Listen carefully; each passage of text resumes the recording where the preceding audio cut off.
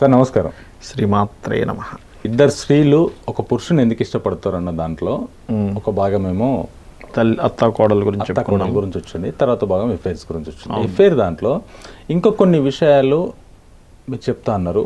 దాంట్లో ఒక భాగం ఏంటంటే ఇంట్లో అంతా బాగున్న తర్వాత కూడా ఎదుటి వాళ్ళ మీద అట్రాక్షన్ ఎందుకు పెరుగుతుంది, ఎఫ్ఐఆర్ ఎందుకు స్టార్ట్ అవుతుంది, వాటి గురించి కొద్దిగా ఆ రోజు మీరు నెక్స్ట్ చెప్పుకుందామని చెప్పేసి అన్నారు. ఇక్కడ మీ ప్రశ్న ఏంటంటే భార్య అంతా బాగా చూసుకుంటుంది, అవును, మంచిగా చక్కగా స్పెండ్ చేస్తుంది, చక్కగా అన్ని తల్లిలా చూసుకున్నా కానీ ఎఫ్ఐఆర్ ఎందుకు పెట్టుకుంటాడు.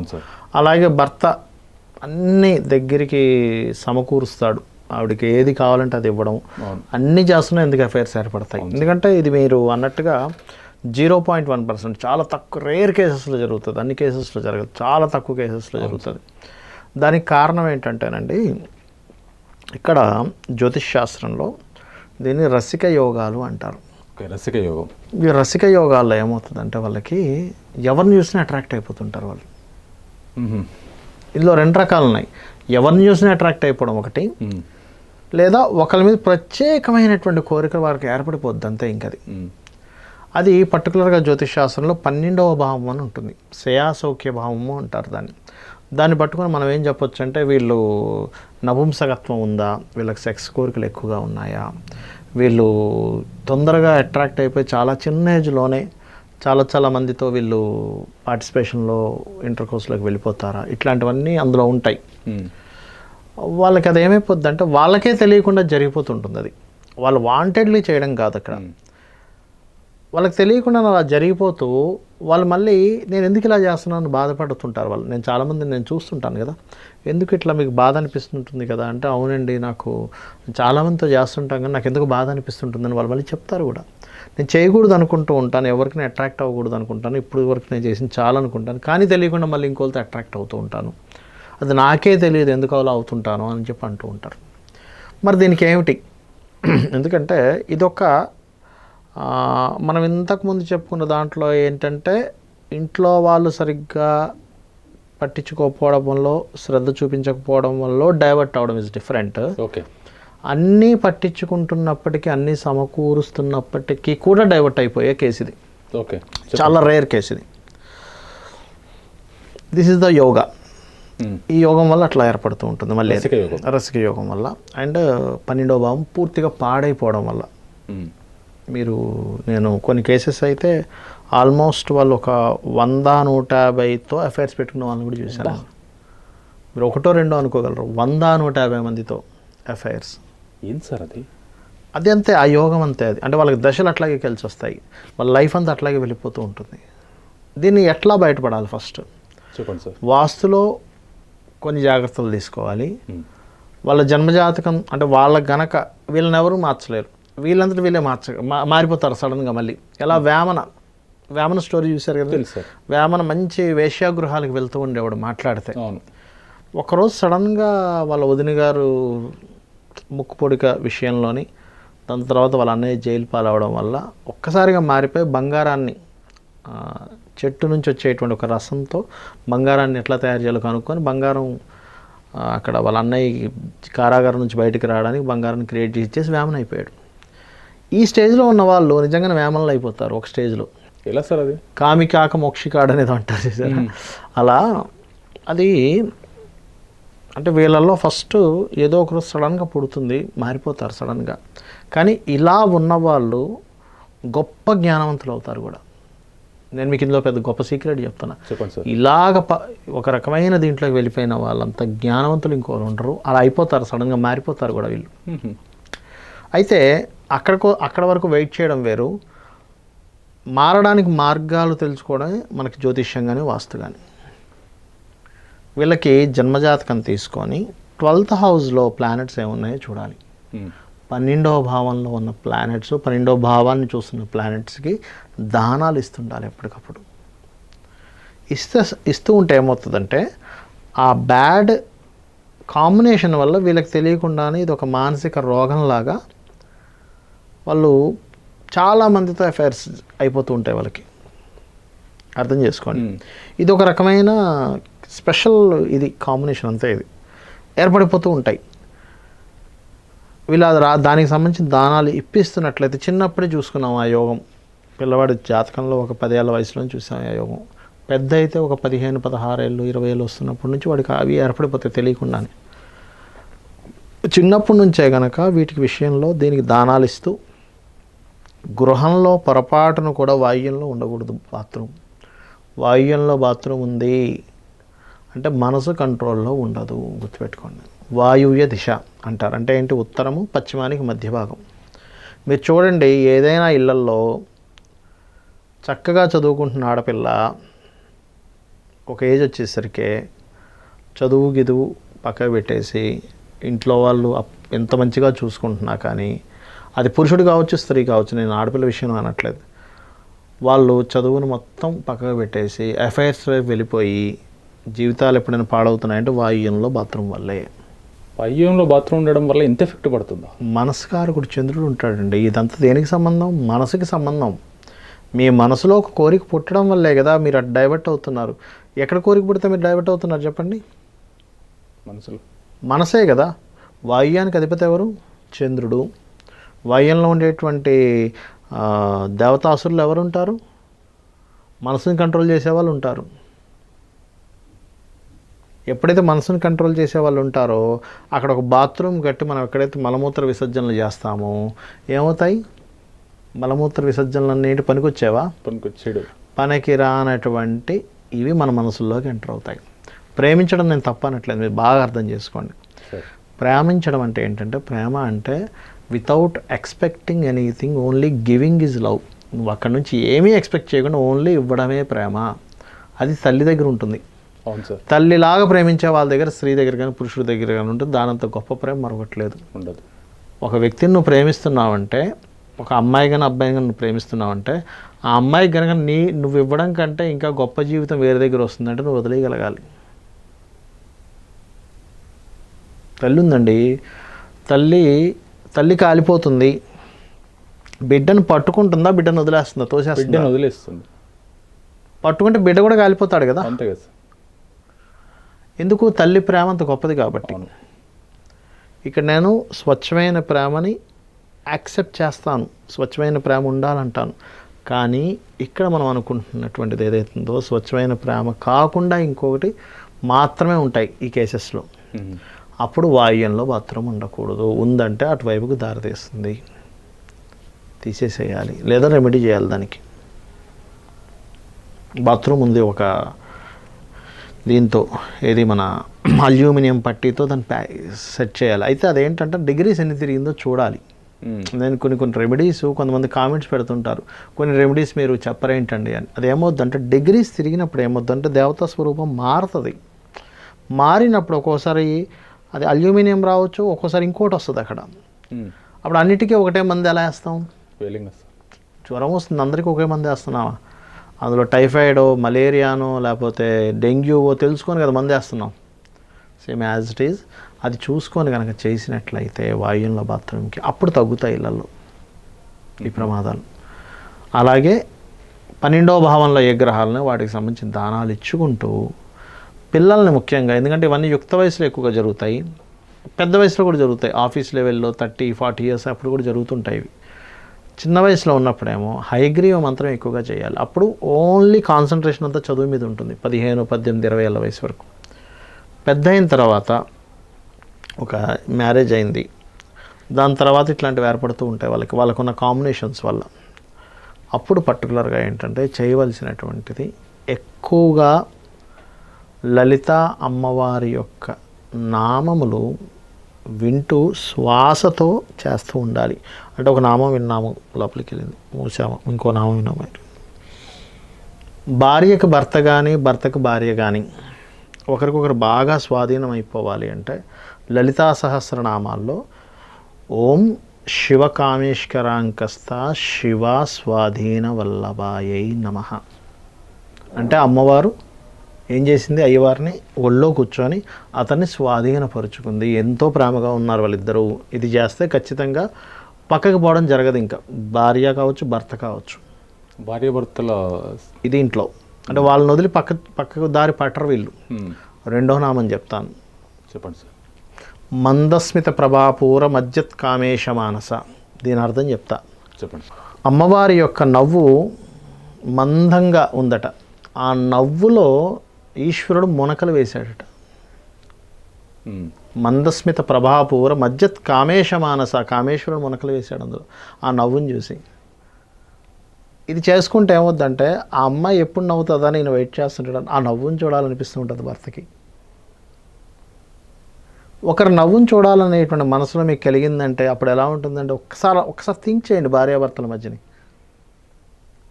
ఆ ఫీల్ వచ్చినప్పుడు వేరే ఉంటుంది. ఆ ఫీల్ లేకపోతే ఎందుకు ఊకే నవ్వుతూనే ఉంటుంది భార్య, లేకపోతే భర్త అనొచ్చు. అంతే కదా. మీరు ఎప్పుడైనా చూడండి, లవ్లో ఉన్నప్పుడు అమ్మాయి నవ్వుతే చూద్దాం అనుకుంటాడు. చూసారు, అబ్జర్వ్ చేసారు ఎప్పుడైనా? నవ్వుతుంది ఆనందపడతాడు. అంటే నవ్వడం అంటే ఏంటి? ఇష్టపడుతుందని అర్థం. అంతే కదా. భార్యాభర్తల మధ్యని భార్య కనుక సిగ్గుగా నవ్వింది అనుకోండి, నా మీద ఏదో ఇష్టం ఉంది అందుకే నవ్వుతుందని ఫీలింగ్ కలుగుతుంది. అలాంటి ఆ అమ్మవారికి సంబంధించినటువంటి నవ్వులో మునకలు వేస్తున్నటువంటి ఈశ్వరుణ్ణి తలుచుకున్నట్లయితే వీళ్ళిద్దరి లైఫ్లో కూడా నవ్వుల మునకలు జరుగుతూ ఉంటాయి. లైఫ్ చాలా హ్యాపీగా ఉంటుంది. ఎప్పుడు వీళ్ళలో వీళ్ళు మునకలు వేసుకుంటారు, పక్కదానిలో పోయి మునకలు వేయడం ఉండదు ఇంకా. ఓకే, ఇది చేసుకుంటే సూపర్గా ఉంటుంది. భార్యాభర్తల్లో గొడవలు వచ్చేది ఈ చిన్న చిన్న విషయాలలో. ఇది అంటే యాక్చువల్ చెప్పాలంటే మనం ఏమనుకుంటామంటే ఇది చాలా రేర్ కేసెస్లో జరుగుతాయి, కానీ యాక్చువల్గా జరిగేవి ఇంకా చిన్న విషయాల్లో జరుగుతాయి సార్ యాక్చువల్గా. ఎందుకంటే చెప్తాను కొన్ని. ఒక చిన్న కేసు చెప్తాను నేను మీకు. ఇద్దరు భార్యాభర్తలు ఇద్దరు ఒక క్లాస్కి వెళ్ళారు.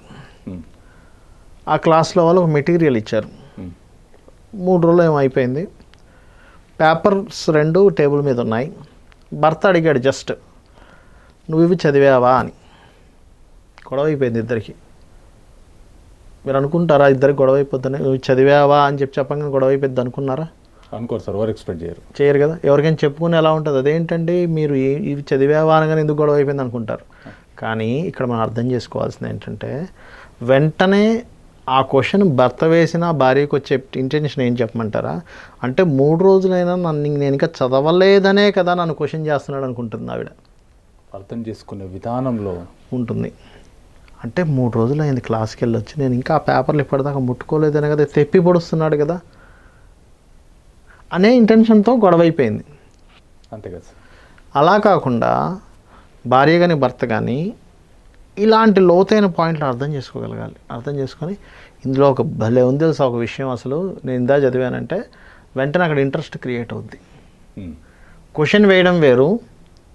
క్వశ్చన్ వేయడం ఏమవుతుందంటే అవతల వాళ్ళ మిస్టేక్ని ఎత్తి చూపిస్తున్నట్టుగా ఉంటుంది క్వశ్చన్ ఎప్పుడు కూడా. అర్థమైందండి? అలా ఏమవుతుంటుందంటే చాలా చిన్న చిన్న విషయాలు ఉంటాయి. హస్బెండ్స్ ఏం చేస్తారంటే తుడుచుకున్న టవల్ తీసుకొచ్చి అక్కడ పడేస్తారు. ఎప్పుడు ఇక్కడ పడేస్తుంటావు, నీకు తలకాయ లేదా అని భార్య అనొచ్చు. మీరు టవల్ అక్కడ ఆరేస్తుంటారు కదా, అది చిన్నోడు భలే నేర్చుకుంటున్నాడు అనొచ్చు. చెప్పడంలో మనం తెలుసుకోగలగాలి. ఓకే, మనల్ని చూసి పిల్లలు నేర్చుకుంటున్నారు అనే పాయింట్ ఆఫ్ వ్యూ నుంచి చెప్పగలగాలి. ఎప్పుడు కూడా అవతల వాళ్ళు చేస్తున్నటువంటి పాజిటివ్స్ని చూసుకుంటూ అబ్జర్వ్ చేసుకుంటూ ఆ పాజిటివ్స్ని ఎప్పుడు వాళ్ళకి గుర్తు చేయగలుగుతుండాలి. అది చిన్న చిన్నవి సార్, చాలా చిన్న ఉంటాయి అసలు పాయింట్స్. చిన్న విషయాలతోనే విడిపోతారండి. ఏమి పెద్ద విషయాలతో మీకు విషయం తెలుసా, అఫైర్స్ పెట్టుకోవడం వల్ల విడిపోయిన వాళ్ళ సంఖ్య చాలా తక్కువ. చిన్న సమస్యలతో విడిపోయిన వాళ్ళు ఎక్కువ. నేను అసలు నాతో సరిగ్గా నాతో స్పెండ్ చేయట్లేదని విడిపోయిన వాళ్ళ సంఖ్య ఎక్కువ తెలుసా మీకు? భార్యకి అఫైర్ ఉంది అందుకు విడిపోయిన అన్న వాళ్ళ సంఖ్య చాలా తక్కువ. భర్తకి అఫైర్ ఉంది అందుకు విడిపోయిన అన్న వాళ్ళ సంఖ్య చాలా తక్కువ. కానీ నాతో సరిగ్గా స్పెండ్ చేయట్లేదని విడిపోయిన వాళ్ళ సంఖ్య చాలా ఎక్కువ. నన్ను గుర్తించట్లేదని విడిపోయిన వాళ్ళ సంఖ్య చాలా ఎక్కువ తెలుసా మీకు? భార్య ఇలా వచ్చి ఇలా అనుకుంటుందంటే చెవుకున్నటువంటి కమ్మని చూడమని అర్థం. ఇలా సర్దుకుంటుందంటే గాజులు కొత్త వేసుకుని అంటారు, అయినా ఒకసారి చూడమని అర్థం. ఇంటిస్తున్నట్టే కదా సార్. అంటే ఏంటంటే వాళ్ళు వేసుకున్న డ్రెస్ దగ్గర నుంచి, గాజుల దగ్గర నుంచి, కమ్మల దగ్గర నుంచి, వాళ్ళు చేసినప్పుడు ఒక ఫుడ్ దగ్గర నుంచి, గుర్తించగలిగితే చాలు. గుర్తించగలరు. అందరూ ఏమనుకుంటారంటే మీరు గౌరవించాలంటారు. గౌరవం ఏం కోరుకోరండి. భార్యాభర్తల మధ్యన గౌరవాలు ఏమి ఉండవు. గౌరవాలు ఏంటంటే భార్యాభర్తల మధ్యన నాకు అర్థం కదండి. గౌరవం లేకుండా ఉండాలని కాదు నా ఉద్దేశం. ప్రేమ ఉండాలని. ప్రేమ ఉండాలి, ఇష్టం ఉండాలి, క్రష్ ఉండాలి, లస్ట్ అంటారు చూసారు కొన్ని, క్రష్ లస్ట్ అవి ఉండాలి. గౌరవం కాదు ఉండాల్సింది. ఆ ప్రేమ ఉంటే గౌరవం కంటే చాలా గొప్పది అది. గౌరవం దగ్గర ఏమవుద్దంటే ఒక డిస్టెన్స్ ఉంటుంది. గౌరవం అనేసరికి ఏమవుద్దంటే ఒక గొప్ప వ్యక్తి వచ్చాడు, గురువు గారు ఉన్నారు, గురువు గౌరవిస్తాం, ఆత్మీయంగా చూసుకుంటాం. కానీ అది గురువు వరకు వర్తిస్తుంది, ఒక టీచర్ వరకు వర్తిస్తుంది. భార్యాభర్తల మధ్యన ఉండాల్సింది గౌరవాలు కాదు. గౌరవించట్లేదండి కాదు, ఇష్టం చూపించట్లేదు. ఇష్టంగా చేయగలగాలి, ఇష్టంగా మాట్లాడగలగాలి, ఇష్టాన్ని ప్రదర్శిస్తుండాలి, ఇష్టాన్ని ప్రదర్శిస్తూ చేయగలుగుతుండాలి. అక్కడ గొడవలు వస్తాయి. నేను చాలామంది, కొంతమంది మీరు నమ్మరు, దగ్గర ఉండి ఎంత ప్రేమ అంటే వాళ్ళ మధ్యని, ఇప్పుడు మనం అఫైర్స్ గురించి మాట్లాడుకున్నాం కదా, దగ్గరుండి నీ గర్ల్ ఫ్రెండ్ దగ్గరికి వెళ్ళేసానని పంపించిన భార్యలు నేను చూసాను తెలుసా, మీరు నమ్మరు. సీరియస్గా చెప్తున్నా ఈ మాట నేను. భార్య గర్ల్ ఫ్రెండ్ దగ్గరికి వెళ్ళమని భర్తను పంపించిందా? అంత క్లోజ్ ఉంది వాళ్ళిద్దరి మధ్యన తెలుసా మీకు. ఇది సీరియస్గా నిజం. ఇది వాళ్ళిద్దరి మధ్యన అంత ఇష్టం ఉంది అంటే, వీళ్ళిద్దరి మధ్య ఎంత ఇష్టం ఏర్పడిపోయిందంటే ఆఖరికి నేను వెళ్ళను అనేదాకా ఏర్పడిపోయింది. ఒక కేసు చెప్తాను నేను మీకు ఇక్కడ. చెప్పండి సార్. ఒకతను అంటే డీల్ చేసే విధానం చెప్తున్నా. ఒకతను ఒక 15 ఏళ్ళు కాపురం చేశాడు ఒక ఆవిడతో. ఇతనికి డ్రింకింగ్ హ్యాబిట్, ఇతను ఒక ఆర్టిస్ట్. డ్రింకింగ్ హ్యాబిట్, భార్య రోజు గొడవ పెట్టుకునేది. తాగడం, భార్యతో గొడవ పడడం, పని చేసుకోవడం, గొడవ పడడం, లైఫ్ అంతా అయిపోయింది. ఇంకా ఆయన ఆఖరికి విసుగు వచ్చేసి మధ్యలో ఒక చిన్న ఎఫ్ఐఆర్ ఏర్పడింది అతనికి. ఇది విడాకులు ఇచ్చేసాడు, ఇక్కడ పెళ్లి చేసుకున్నాడు. ఇదే సేమ్ పర్సన్ని ఈమె ఎలా డీల్ చేసిందంటే, నువ్వు తాగు, ఇంట్లో కూర్చొని తాగు, నేనే బాటిల్ ఓపెన్ చేసి నీకు పోషిస్తా, ఆమ్లెట్ వేసిస్తా, నీకు చికెన్ కావాలా మటన్ కావాలా నేను తయారు చేసి ఇస్తా, హ్యాపీగా ఇక్కడే తాగు, ఇక్కడే ఉన్నా, నాకే అభ్యంతరం లేదన్న. సాల్వ్ అయిపోయింది, క్లియర్ అయిపోయింది. ఎంత తాగుతాడు సార్? ఎంత తాగుతాడు, ప్రాబ్లం క్లియర్ అయిపోయింది అంతే.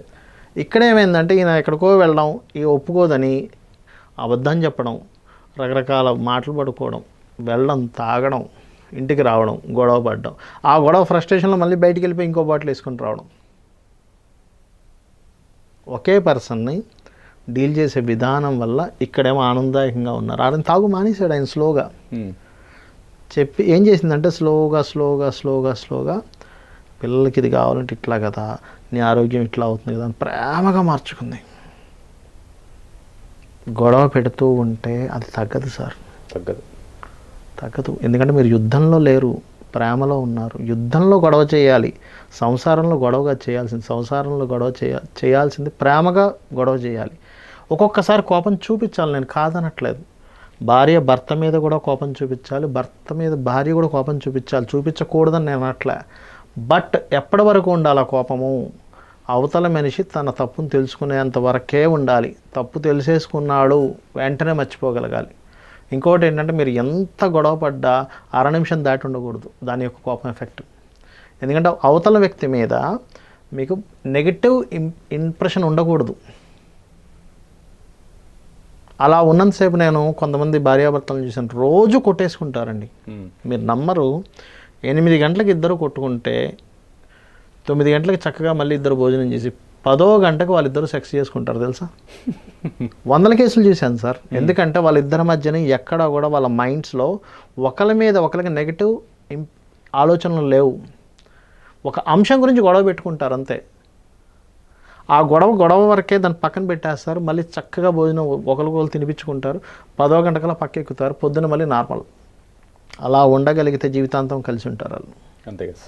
అయితే ఇక్కడ ఏంటంటే విడిపోవడానికి కారణాలు చాలా ఉంటాయి.